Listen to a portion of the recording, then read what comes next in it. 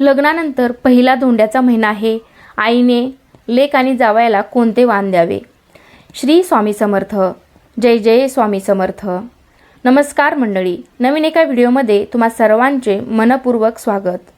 स्वतः श्री हरी विष्णू माता लक्ष्मीला अधिक मास महात्म्याच्या 9व्या अध्यायामध्ये सांगतात, अधिक मास हा 13वा महिना दर 3 वर्षांनी येतो. या महिन्यात सूर्य संक्रांत नसते.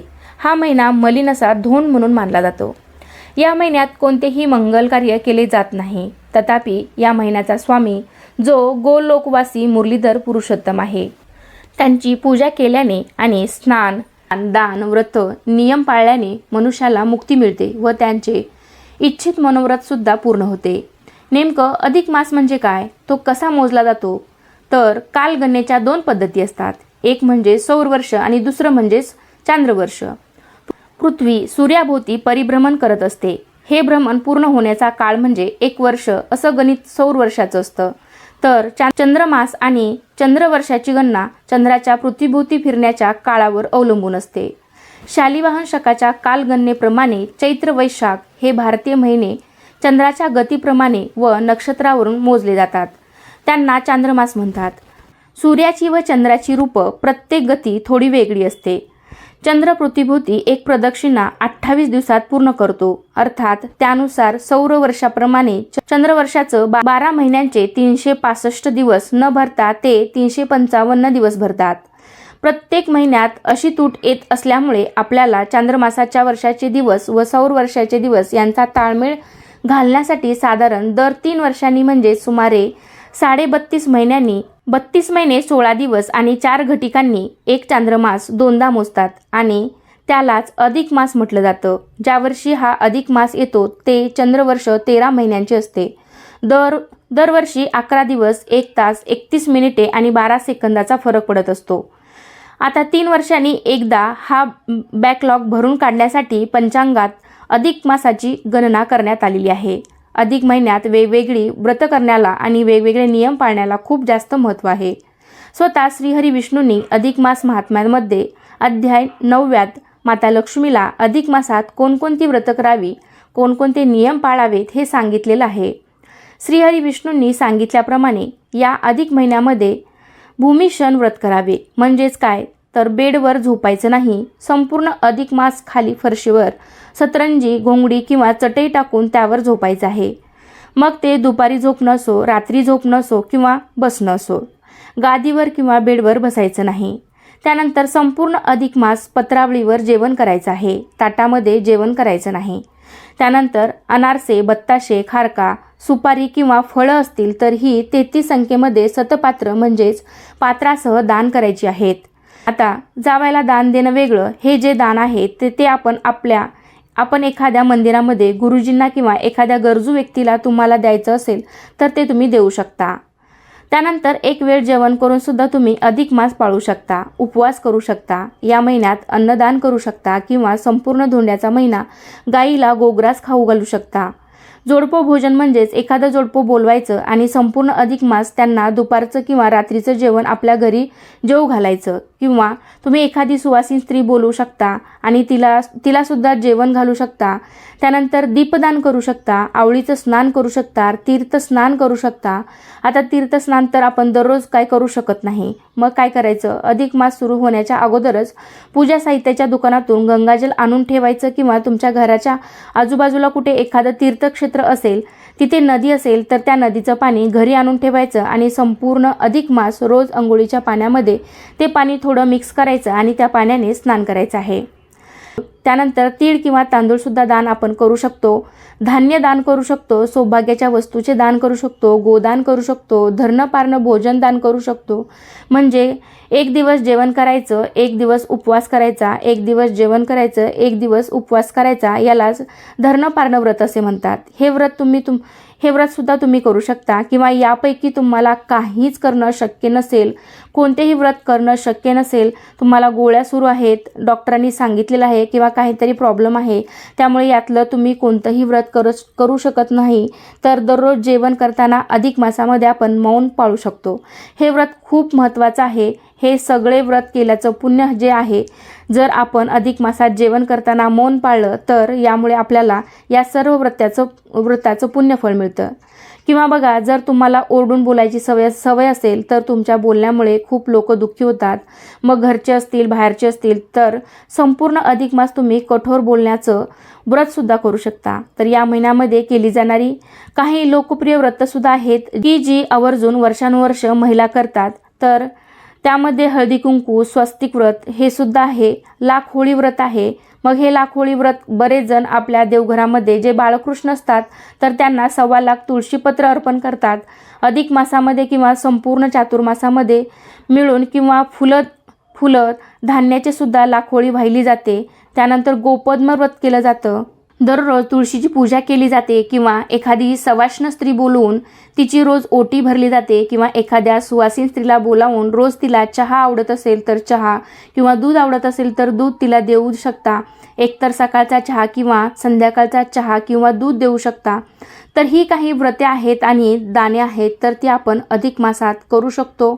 मंडळी, यंदा 2026मध्ये अधिक मास हा 17 मेला रविवारी सुरू होत आहे आणि 15 जून 2026 वार आहे सोमवार रोजी हा अधिक मास संपत आहे.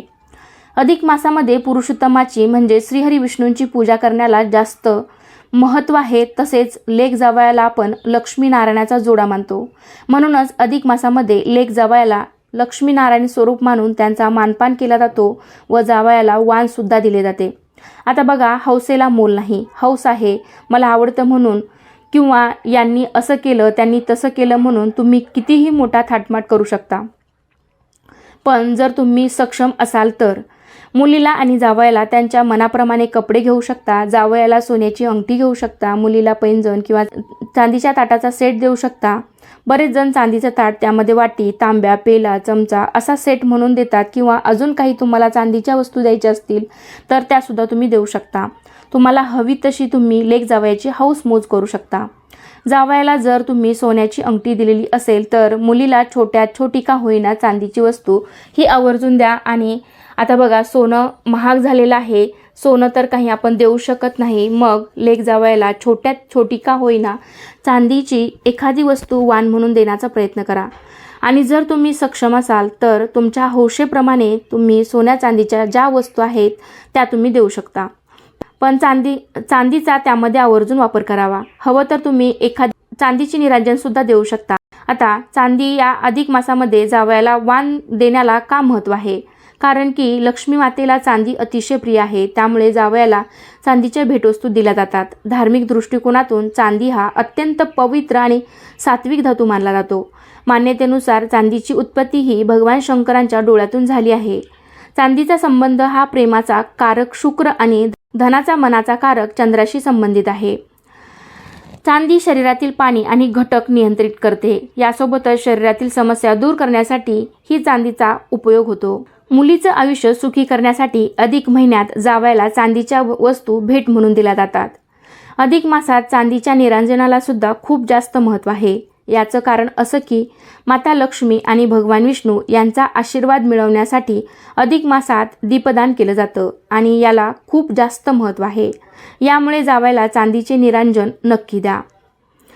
जावयाला चांदीचे निरांजन दिल्यामुळे आपल्याला माता लक्ष्मी आणि भगवान विष्णूंचे आशीर्वाद मिळतात. जेव्हा तुम्ही चांदीचे निरांजन जावयाला देता तेव्हा तुमच्यावरील यम, शनी, राहू, केतू यांचे वाईट परिणामही कमी होतात असं सुद्धा सांगितलं जातं. पण हे करावंच असं अजिबात नाही. साधं आणि सोपं धोंड्याच्या महिन्यात कोणत्याही एका दिवशी शुभ दिवशी बघून तुम्ही कॅलेंडरवर बघितलं तर त्यावर लिहिलेलं असतं शुभ दिवस म्हणून. तर त्या शुभ दिवशी जावयाला आणि लेकीला आपल्या घरी बोलवायचं आहे. त्यांच्यासोबत त्यांचे आईवडील असतील किंवा त्यांच्या घरात सासरची मंडळी असतील, त्या सर्वांना आपल्या घरी बोलवायचं आहे. काही अडचणीमुळे संपूर्ण धोंड्याचा महिना लेक जावयाला बोलवणं झालं नाही तर तुम्ही ही एक चूक करू नका. अधिक मासाचा शेवटचा दिवस आहे, लेक जावयाला बोलवायचं आहे, त्यांचा मानसन्मान करायचा आहे. पण असं अजिबात करू नका, कारण अधिक महिन्याच्या शेवटच्या दिवशी अमावस्या असते आणि अमावस्येच्या दिवशी लेक जावयाला बोलावून त्यांचा मानपान करू नका. यापेक्षा तुम्ही धोंड्याच्या महिन्यात लेक जावयाला नाही बोलवलं तरी सुद्धा चालेल, पण अमावस्येच्या दिवशी मात्र चुकूनही त्यांना बोलवू नका. ज्या दिवशी तुम्ही धोंडे जेवणासाठी जावयाला घरी बोलवणार आहात त्या दिवशी लेक जावई आणि सासरची मंडळी दरवाजात आली की त्यांच्यावरून तुकडा उतरून टाकला जातो. आता आमच्याकडे ही पद्धत आहे. तुमच्याकडे ही पद्धत नसेल तर दरवाजावरती आल्यानंतर उंबरट्याच्या बाहेर त्यांच्या पायावर पाणी टाकायचं आहे, त्यांचं पाद्यपूजन करायचं आहे, औक्षण करायचं आहे आणि मग त्यांना उजवा पाय घरामध्ये टाकून घरामध्ये बोलवायचं आहे. त्यांच्यासाठी पुरणवरणाचा स्वयंपाक बनवायचा आहे. जावयाला जर एखादा पदार्थ खूप आवडत असेल तर जावयाच्या आवडीचा सुद्धा एखादा पदार्थ बनवायचा आणि आवर्जून धोंडे जेवणाच्या स्वयंपाकामध्ये पुरणाचे धोंडे हे बनवायचे आहेत. आता पुरणाचे धोंडे खूप मोठे मोठे वगैरे बनवू नका, ते खावेसे वाटत नाहीत. छोटे छोटेच बनवा, पण अगदी चांगले बनवा, म्हणजे ते खाल्ले गेले पाहिजेत. नाहीतर काय, धोंडे जेवण आहे म्हणून बऱ्याच ठिकाणी बघितलं खूप मोठे मोठे जाडजाड धोंडे करतात, मग ते खावेसे पण वाटत नाहीत आणि मग ते वायाला जातात. म्हणून छोटे छोटे धोंडे बनवा, पण चांगले बनवा, ते बघूनच खावेसे वाटायला पाहिजेत. लेक जावयाला वाण देण्यासाठी ज्या काही वस्तू तुम्ही काढून ठेवलेल्या आहेत तर त्या सगळ्या एखाद्या ताटामध्ये काढून ठेवायच्या आहेत. त्यांचं पूजन करायचं आहे. देवघराच्या आजूबाजूला त्या ठेवायच्या. त्या सगळ्या वाणावर हळद कुंकू अर्पण करायचं, फुलं व्हायची, धूपदीप ओवाळायचं आणि त्या सगळ्या वाणाला आपल्याला नमस्कार करायचा आहे आणि ते वाण तसंच ठेवायचं. वाण देण्याअगोदर लेक जावयाला जेवू घालायचं आहे. त्यांना जेवणासाठी पाट किंवा आसन मांडायचं आहे, रांगोळी काढायची आहे आणि तुमच्याकडे जर असेल तर चांदीच्या ताटात तुम्ही त्यांना जेवायला वाढू शकता आणि नसेल तर आपलं जे ताट स्टीलचे ताट असतं तर त्यामध्ये जेवायला वाढलं तरी सुद्धा चालेल.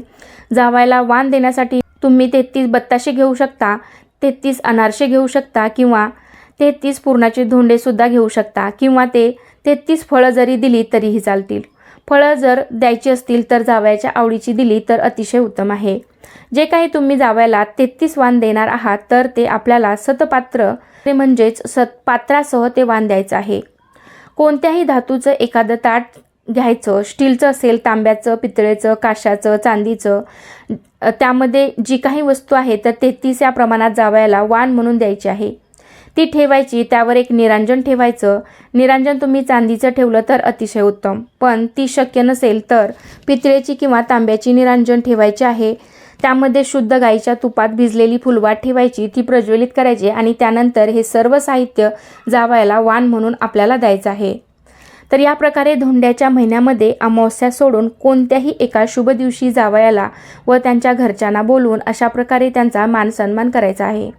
आणि हो, जावयाच्या घरी जी मंडळी बोलावलेली आहे तर त्यांना यथाशक्ती तुम्हाला जसे घडतील तसे कपडे आपण त्यांना करू शकतो.